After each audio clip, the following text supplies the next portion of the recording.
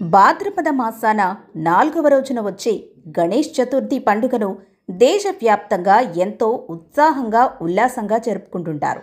వినాయక చతుర్థిని పురస్కరించుకొని ఆ పర్వదినానికి 2 నెలల ముందే వేలాది సంఖ్యలో విఘ్నేశ్వరుని విగ్రహాల్ని విభిన్న ఆకృతుల్లో తయారు.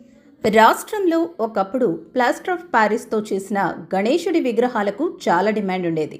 ఇప్పుడు ప్రజలు చాలా వరకు ఈకో ఫ్రెండ్లీ గణేశుని వైపు మొగ్గు చూపుతున్నారు.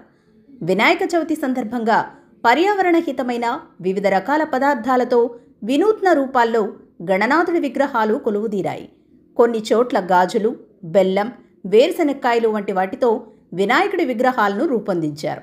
పర్యావరణ పరిరక్షణకు అంకితమైన ఇతర రూపాల్లో గణేష్ విగ్రహాలు దర్శనమిస్తున్నాయి.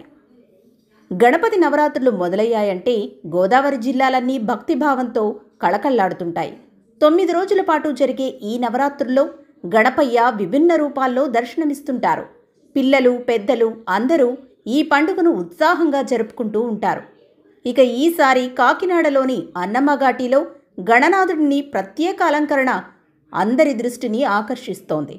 దాదాపు 1000 కేజీల జెమ్స్ చాక్లెట్స్తో ఏర్పాటు చేసిన ఈ వినూత్న విగ్రహాన్ని చూసేందుకు భక్తులు పెద్ద సంఖ్యలో తరలివస్తున్నారు.